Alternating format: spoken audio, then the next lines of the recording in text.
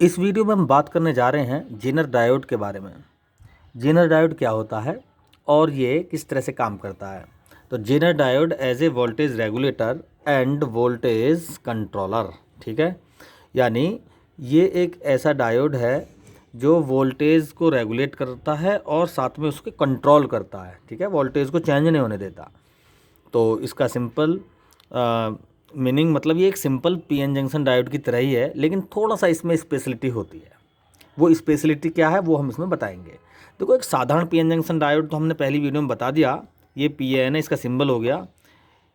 इसमें अच्छा, ये जो पीएन जंक्शन जो जेनर डायोड होता है, ये भी सिंपल पीएन जंक्शन ही होता है, लेकिन ये थोड़ा सा हैवीली डोप्ड होता है। देखो जरा कंपेयर करें जरा इन दोनों को। यहाँ पर जो चार्ज कैरियर है वो कम है, इनकी डेंसिटी कम है चार्ज कैरियर्स की। और जो जेनर डायोड है, इसका सिंबल ये दिखा हुआ है इसमें जो डोपिंग है वो ज़्यादा है, हैवीली डोप्ड होता है ये। इसमें पी टाइप में होल्स की क्वांटिटी बहुत ज़्यादा है। देखो इस पी टाइप के इससे अगर हम कंपेयर करें, और एन टाइप्स रीजन में भी फ्री इलेक्ट्रॉन्स की तादाद इस डायोड में ज़्यादा है। अब इम्प्योरिटी को हैवीली डोप्ड करने पर यह जेनर या स्पेशल कैसे बन जाता है? साइंटिस्ट जेनर ने इसको डिज़ाइन किया था, इसलिए इसका नाम जेनर डायोड है।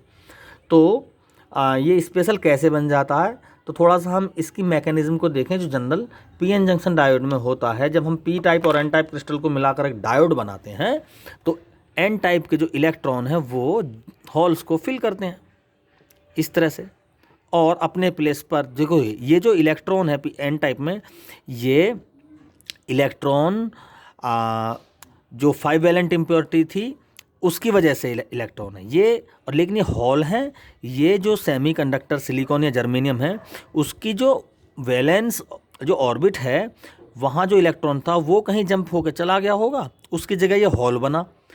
तो ये इसको कहते हैं हॉल। ये किससे रिलेटेड है? ये सिंपल जो हमारा सेमीकंडक्टर है उसकी ही ऑर्बिट से रिलेटेड प्लेस है ये, ठीक है।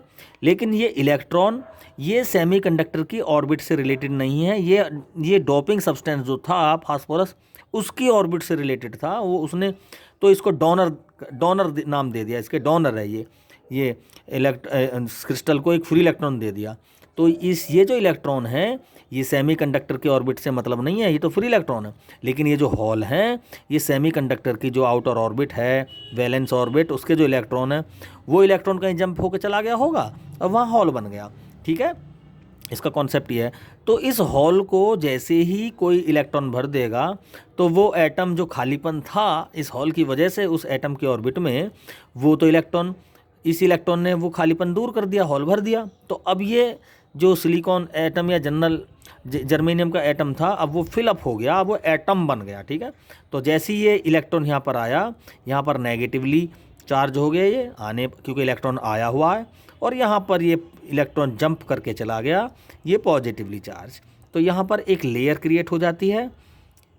इन लेयर्स के बीच में कोई भी चार्ज कैरियर नहीं रहता, इसको बोलते हैं डिप्लेशन लेयर, ठीक है। ये डिप्लेशन लेयर एक इस तरह का इंटरनल इलेक्ट्रिक फील्ड भी यहाँ पर जनरेट करती है, ठीक। ऐसा ही कुछ इसमें होता है। ये इलेक्ट्रॉन यहाँ पे जंप होते हैं, ठीक है, और यहाँ पर वही प्लस प्लस चार्ज की लेयर होती है यहाँ पर, और यहाँ पर नेगेटिव की, और इनके बीच में भी कोई भी चार्ज कैरियर नहीं होता। जो भी हॉल्स हैं वो सब एटम बन जाते हैं और डिप्लेशन लेयर बन जाती है ये, ठीक है। इसमें भी एक अपोजिट डायरेक्शन में इंटरनल इलेक्ट्रिक फील्ड क्रिएट हो जाता है इस डिप्लेशन लेयर की वजह से, ठीक। अब ऐसा क्या हुआ, हैवीली डोपिंग ने क्या कर दिया, देखें जरा। ये स्पेशल क्यों बना दिया हैवीली डोपिंग ने ये डायोड, ये जंक्शन डायोड। देखो इसमें इसकी विड्थ देखो, जो सिंपल पीएन जंक्शन डायोड है इसकी चौड़ाई कुछ ज़्यादा होती है, और जो जेनर डायोड है स्पेशल डायोड, इसकी विड्थ कुछ कम है। इसमें डिप्लेशन लेयर की चौड़ाई कम रह जाती है, ठीक है। अब इसीलिए ये स्पेशल है। अब ऐसा क्या है भाई, डिप्लेशन लेयर की चौड़ाई कम होने पर ये स्पेशल कैसे हो गया? इसका पता लगेगा इसकी बाइसिंग में इफेक्ट पड़ेगा, क्योंकि ये जो जेनर डायोड है ये रिवर्स बाइसिंग में काम करता है। तभी ये कांस्टेंट वोल्टेज किसी एक्सटर्नल डिवाइस को देता है, तभी इसको हम वोल्टेज कंट्रोलर कहते हैं और वोल्टेज रेगुलेटर कहते हैं। ठीक है, तो कैसे कहते हैं और भी इसको आगे एक्सप्लेन करेंगे अभी।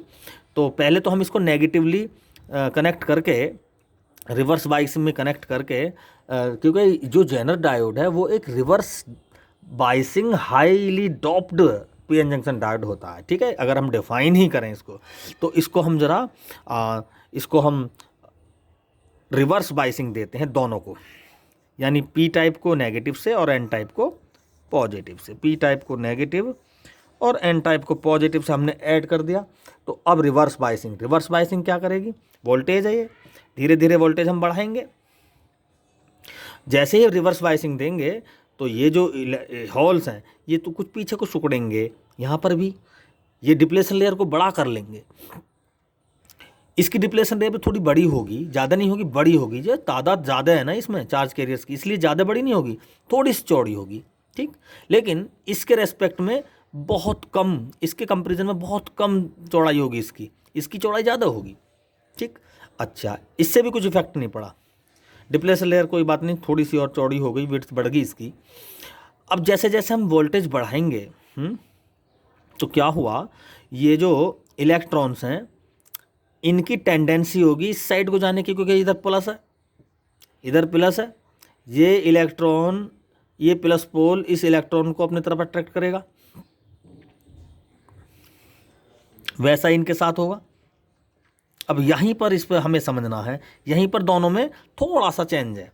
देखो, जब हम वोल्टेज को बढ़ाते चले जा रहे हैं तो ये इलेक्ट्रॉन सीधा यहाँ पर जो सिलिकॉन का एटम है उसके आउटर में ऑर्बिट है, उसमें भी इलेक्ट्रॉन्स हैं। इस तरह से सिलिकॉन के एटम हैं और आउटर ऑर्बिट में इलेक्ट्रॉन है, वही कंडीशन यहाँ पर भी है। तो एक स्पेशल नेगेटिव वोल्टेज पर ये इलेक्ट्रॉन रैपिडली जब मूव करेगा इस डायरेक्शन में, तो इन इलेक्ट्रॉन को हिट करेगा। ये जो सिलिकॉन एटम के चारों तरफ वैलेंसी में इलेक्ट्रॉन थे, हिट करेगा, और हिट इतनी ज़ोर से करेगा, कॉलिजन होगा कि ये इलेक्ट्रॉन, सिलिकॉन ऑर्बिट्स का जो इलेक्ट्रॉन है, ये अपनी जगह से हट के फ्री हो जाएगा। यानी ये एक मिनिऑरिटी इलेक्ट्रॉन दो में अपने साथ एक और बना देगा। ठीक है, इस कंडीशन में हिटिंग होगी, डिप्लेशन लेयर में मिनिऑरिटी इलेक्ट्रॉन हिट करेगा और बहुत सारी हीट क्रिएट कर देगा, क्योंकि कॉलिजन हो रहा है। इस कंडीशन में ये पीएन जंक्शन बर्न होने का खतरा होता है, जल जाता है। ठीक है, लेकिन ऐसा इस केस में नहीं होता। जो हमारा ये स्पेशल पीएन जंक्शन है जो रिवर्स बाइसिंग में हमने लगा भी रखा है, तो इसमें क्या होता है, जैसे ये मिनिऑरिटी इलेक्ट्रॉन यहाँ सिलिकॉन एटम के इलेक्ट्रॉन को हिट कर रहा है और उसको फ्री करके एक और फ्री इलेक्ट्रॉन और होल क्रिएट कर रहा है ना, ऐसे ही यहाँ पर क्या होता है, ये डिप्लेशन लेयर ज़्यादा चौड़ी नहीं है, बहुत पतली है, तो ये इलेक्ट्रॉन एक्सलरेट होता है इस पॉजिटिव पोल की वजह से, और ये हिट ना करके आर पार निकल जाता है। ठीक है, ये तो इस डायोड में फ्री जो मिनिऑरिटी इलेक्ट्रॉन है वो तो आर पार निकल गया, और एक फिक्स वोल्टेज पर इसने ब्रेकिंग स्टार्ट कर दी। ठीक है, जिस वोल्टेज पर ये मिनिऑरिटी इलेक्ट्रॉन यहाँ ब्रेकिंग करता है उसे कहते हैं ब्रेक डाउन वोल्टेज। इस कंडीशन में इसमें रिवर्स करंट फ्लो होती है। अगर हम डायग्राम बनाएं तो कुछ इस तरह से डायग्राम बनेगा इसका, ये वोल्टेज है, ये करंट है, और ये वोल्टेज, ये नेगेटिव वोल्टेज, ये रिवर्स करंट, इस तरह से। ठीक, तो जैसे ही ये वोल्टेज बढ़े, धीरे धीरे हम बढ़े, पहले तो बहुत कम वोल्टेज मैंने मान लिया इस नेगेटिव वी को, तो ये मिनिऑरिटी चार्ज कैरियर बिना टकराए या हल्का फुल्का टकरा के वापस पार निकल गए थे। करंट थोड़ा बहुत चला, माइक्रो एम्पियर में बहुत कम करंट चला, इस तरह से। ठीक, थोड़ा सा वोल्टेज बढ़ाया, कुछ यहाँ पर इलेक्ट्रॉन थोड़ी सी रैपिडली पार करा इन्होंने, इलेक्ट्रॉनों ने इस डिप्लेशन लेयर को, करंट और बढ़ा थोड़ा सा। लेकिन एक नेगेटिव वोल्टेज पर क्या हुआ, इस इलेक्ट्रॉन को, मिनिऑरिटी इलेक्ट्रॉन को इतनी एनर्जी मिल गई कि सिलिकॉन एटम की वैलेंसी से टकरा कर इसने ये इलेक्ट्रॉन फ्री कर दिया है, ब्रेक डाउन शुरू हो गई और बहुत सारे चार्ज कैरियर इकट्ठे हो गए, पैदा हो गए यहाँ पर, और रिवर्स करंट रैपिडली बढ़ गया। तो यहाँ पर इसी मैंने माने ये वोल्टेज है वो। ठीक है, इस वोल्टेज पर आते आते करंट एक साथ बढ़ गया, इसे कहते हैं भाई हम एविलांस ब्रेकडाउन। ठीक है, क्या कहते हैं इसको, एविलांस ब्रेकडाउन। लेकिन इसमें क्या होता है, इसमें ये जो मिनियोरिटी इलेक्ट्रॉन है ये सिलिकॉन एटम से नहीं टकराता, सीधा निकल जाता है, और इसमें जो ब्रेकिंग होती है, ब्रेकडाउन, ये इसी वोल्टेज से हो जाती है। ठीक है, जब हम इस नेगेटिव वोल्टेज को बहुत ज़्यादा करते हैं तो यहाँ पर इलेक्ट्रॉन सिलिकॉन एटम से ऑर्बिट से इलेक्ट्रॉन अपने आप ब्रेक हो जाते हैं और मिनियर ये चार्ज कैरियर बढ़ जाते हैं क्वांटिटी में, और करंट अचानक बढ़ जाती है। तो यहाँ पर ग्राफ में अगर इस करंट को देखें तो ये भी कुछ ऐसे ही आएगी निकल के, लेकिन ये थोड़ा सा इससे पहले ही क्या हो जाता है, ब्रेक डाउन हो जाती है। ठीक है, यानी स्पेशल पीएन जंक्शन डायोड में, यानी जेनर डायोड में जो ब्रेक डाउन होगी वो थोड़े से कम नेगेटिव वोल्टेज पर ही हमें मिल जाती है। इस वोल्टेज को बोलेंगे जेनर वोल्टेज और इस ब्रेक डाउन को बोलते हैं हम जेनर ब्रेक डाउन। अब ये V कितना भी बढ़ जाए आउटर, ये VZ कांस्टेंट रहने वाला है। यानी अगर हम पीएन जंक्शन डायोड, ये जेनर डायोड है, इसके पोल, दो पोल ले लें, एक पॉइंट ये और एक पॉइंट ये, इन पॉइंट के बीच में जो वोल्टेज रहेगा VZ रहेगा वो नहीं चेंज होगा। आउटर बैटरी का वोल्टेज कितना भी बढ़ जाए घट जाए, लेकिन जेनर डायोड का वोल्टेज कांस्टेंट ही रहने वाला है, इसलिए हम इसको वोल्टेज कंट्रोलर कहते हैं। एक्चुअली जो हमारी बैटरी होती हैं वो वोल्टेज को कांस्टेंट नहीं सप्लाई करती डिवाइसेस को, उनका वोल्टेज वेरिएशन में आता है।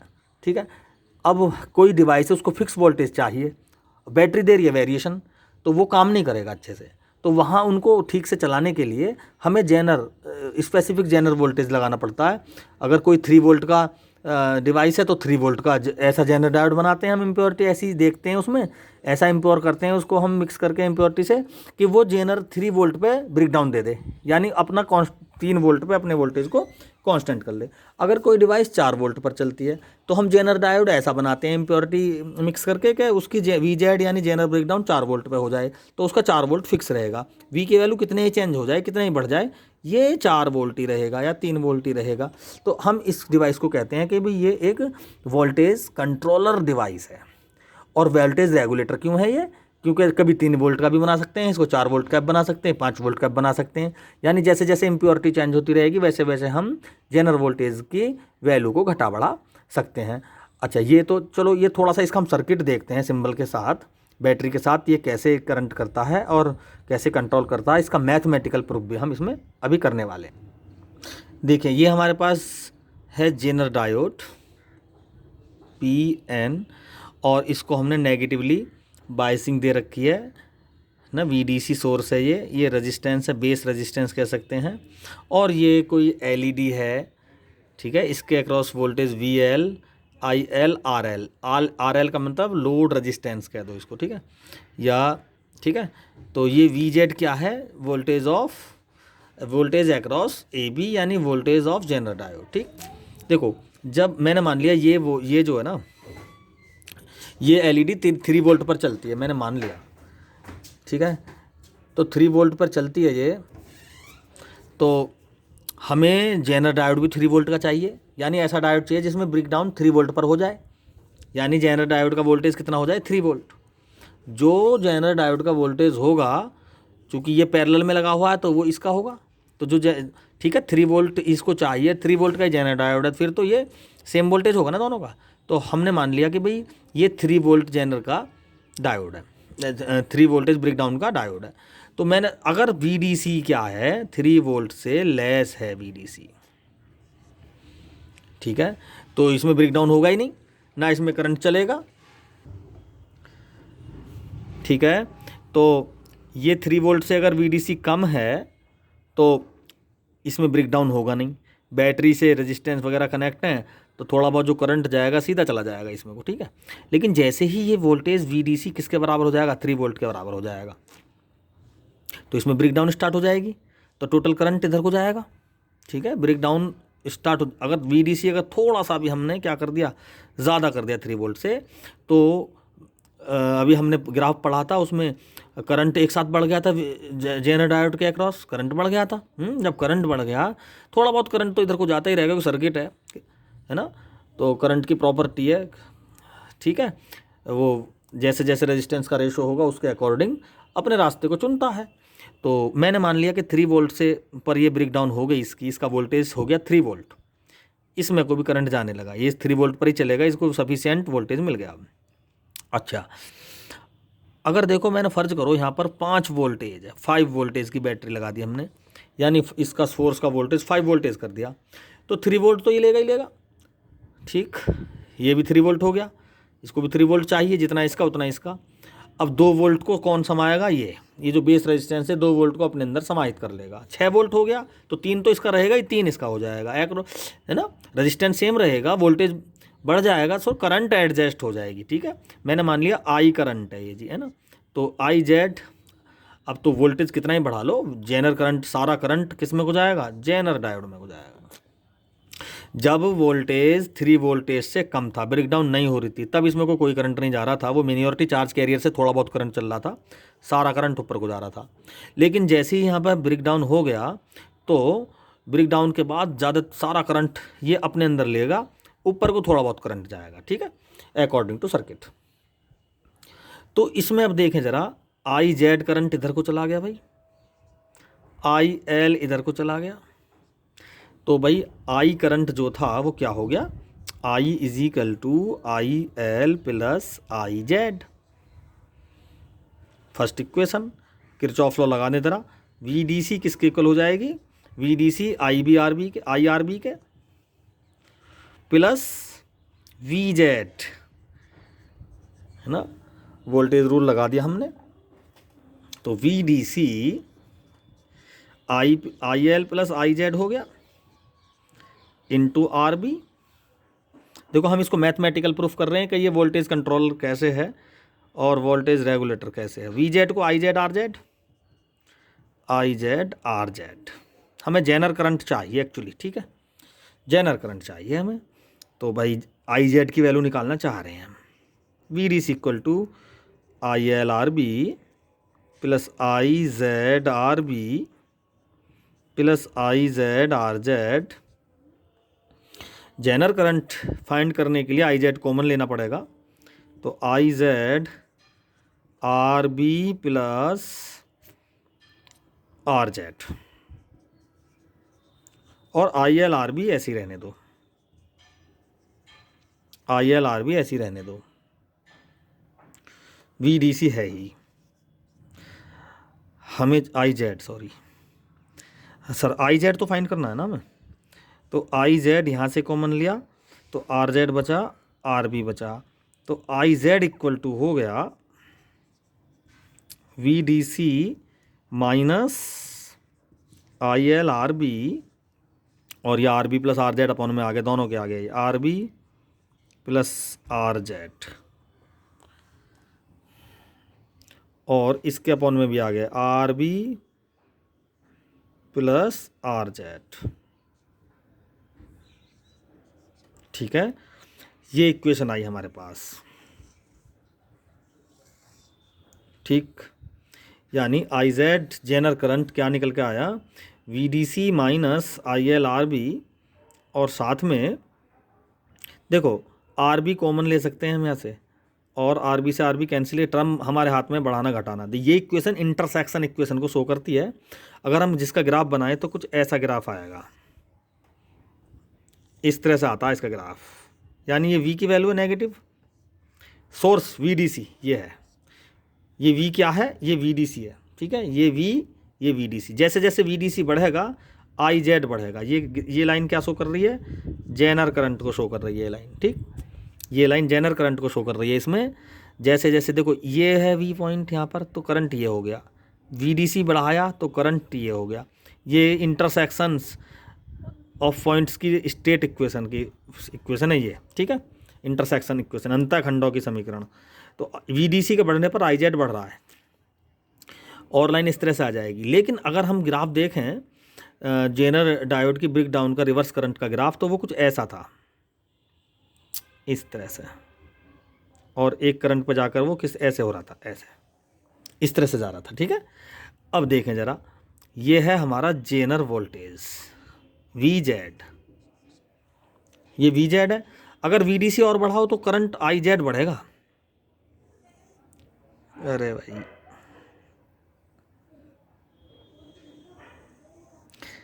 वी डी सी बढ़ा दिया हमने, और यहाँ पे देखें आई जेड और बढ़ गया, लेकिन वी जेड कॉन्स्टेंट रहा, यहाँ पर भी वही रहा, यहाँ पर भी वही रहा, यहाँ पर भी वही रहा। और भी वी डी सी बढ़ाएंगे, आई जेड बढ़ेगा, लेकिन वी जेड सेम रहेगा। ठीक है, मैथमेटिकल हम इसको बताना चाह रहे हैं। ये आई जेड क्या है, ये इंटरसेक्शन पार्ट है इसका, जिसको हम V D C upon R Z से शो कर सकते हैं। I Z equal to V upon R, यानी V D C upon R Z से शो कर सकते हैं। आर बी को अगर हम नेग्लिजिबल मान लें, यहाँ से ये आर बी को नेग्लिजिबल मान लें, तो V D C upon R Z इसकी मेजरमेंट है। ठीक है, तो इस तरह से हम मैथमेटिकली शो कर सकते हैं। यानी भाई अगर वी डी सी को कितना ही बढ़ाओ, ये जेनरल वोल्टेज कांस्टेंट रहेगा। इसका मतलब वोल्टेज का, अगर हम इसको ऐसे जेनर डायोड को किसी सोर्स से लगा दें तो वो सोर्स को कांस्टेंट वोल्टेज देगा। ठीक है, यानी ये वी जेड की value D C outer source का वोल्टेज कितना भी वेरिएशन हो जाए, इसमें जेनरल वोल्टेज तो कांस्टेंट रहने वाला है। यानी सोर्स को एक कांस्टेंट वोल्टेज सप्लाई होगा। और ये रेगुलेटर की तरह कैसे काम करता है, बाय द वे 3 वोल्ट का है तो ये 3 वोल्ट का लगा दिया। अगर ये 5 वोल्ट का सोर्स है, डिवाइस है, तो सोर्स को हम जेनरल डायोड को 5 वोल्ट का इम्प्योरिटी चेंज करके बना सकते हैं। तो इसलिए ये इसको हम वोल्टेज रेगुलेटर भी कहते हैं। Thank you.